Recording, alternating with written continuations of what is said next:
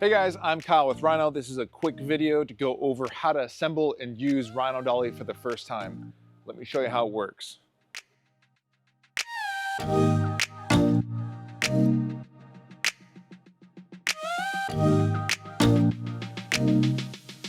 is the hard shell case that comes with the unit. These are optional carbon fiber support legs. These are your main rails. This will make 7 feet of rail.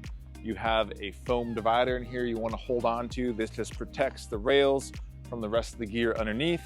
Typically when we set this thing up, we're going to build our rails first. So let's get going.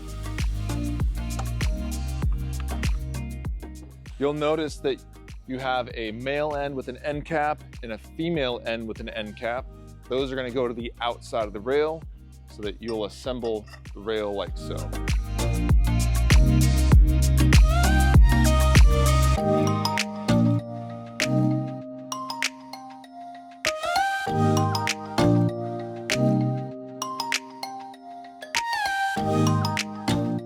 Now that we have our rails assembled, the next step is to put on our end caps. One thing to note is these are directional. So you have these little tabs here. These are your belt tension adjusters. If you're gonna motorize it, these need to go on the outside away from the rails because the leg that screws in, if you guys are opting for that, it actually is directional for more stability. So let's go ahead and put these on. One last thought is that these, I put these on upside down. So it makes it easy to screw in your legs if you're doing that.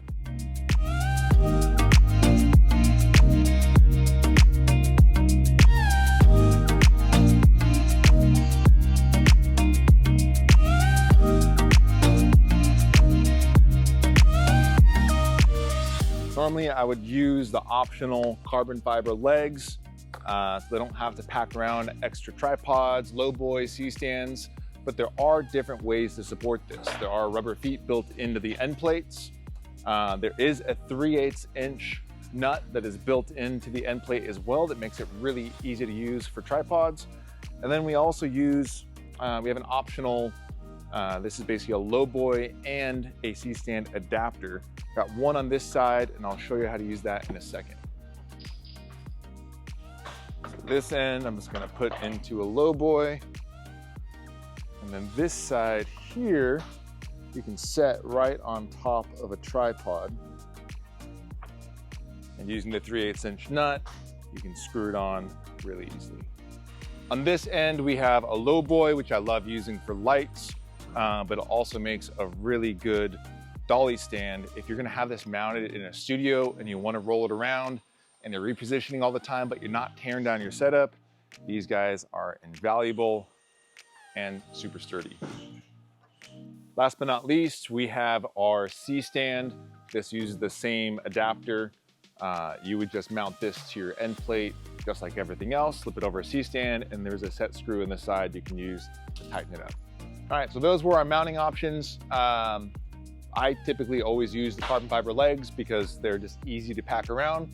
But before I install those, I wanna show you guys what this plate is for. So your base model comes with 7 feet of rail. You can add extras in sets of 2, and that adds basically 3.5 feet up to a total of 14 feet that's supported by Arc 2. You can go as long as you want, but we only have 14 feet of belt, and that's all that's supported in firmware.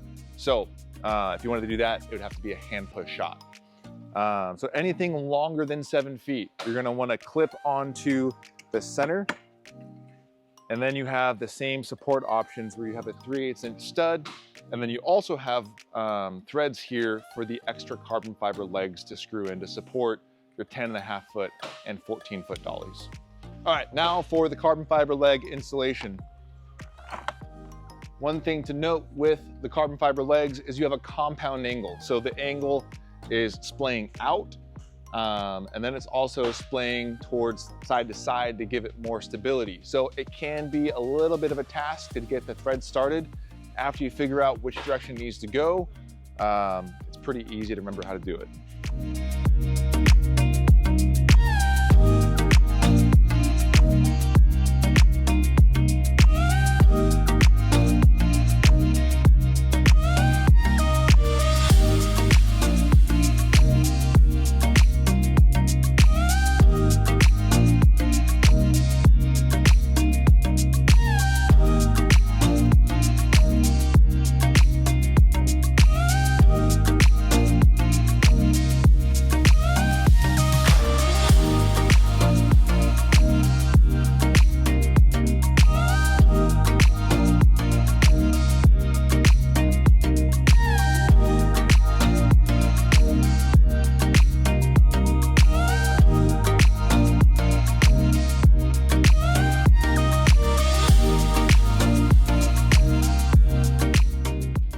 that's our support with legs. I'm gonna lift up the legs a little bit, flip it over, and then get it up to a working height so I can show you the rest of the demo.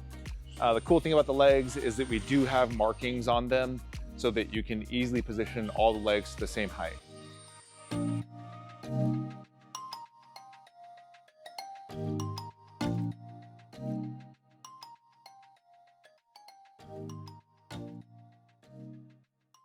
All right, we got all this set up. I like to have the brake facing me so it's easy to turn on and off. From here, you can push it by hand just as a normal dolly. What really sets the system apart is that it is motorized out of the box and works seamlessly with Arc V2. So let me show you how that works. I'm gonna turn on my Arc V2 and I'm gonna go to mount on off and just mount it to the ball.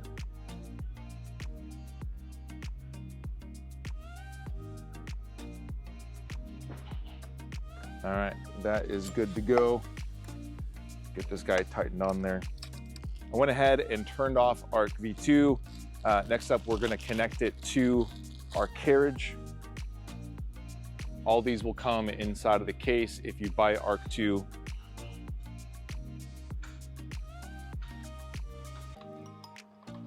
Connect it to the carriage.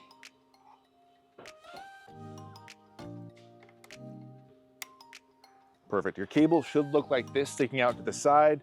You might have to put a half bend into it or a full bend to be able to keep it from interfering with the carriage when it rotates around. All right, next we have our belt. The belts come in 3 different lengths. You have a 7-foot, 10.5 foot, and 14 foot.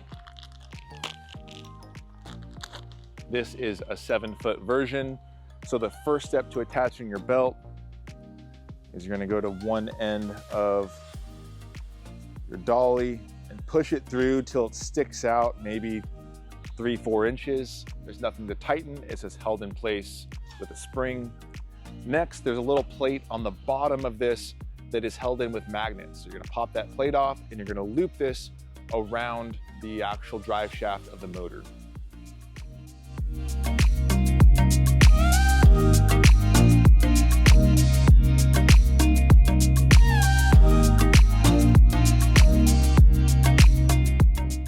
All right, I have it looped around the drive shaft.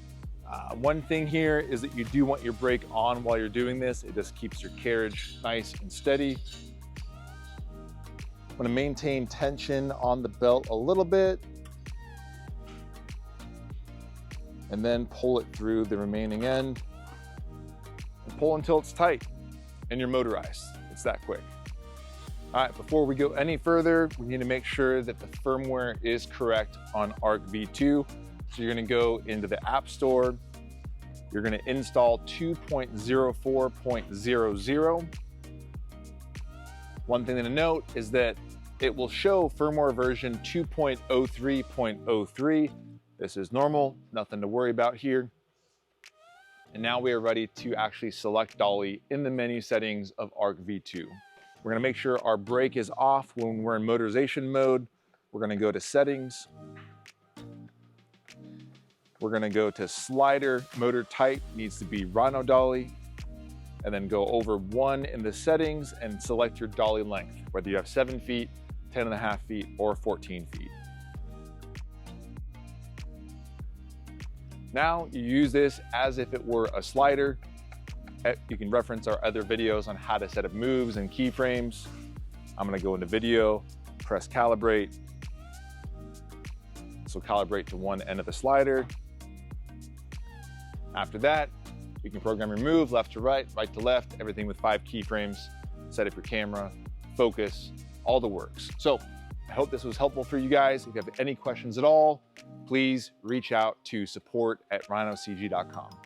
Thanks for watching.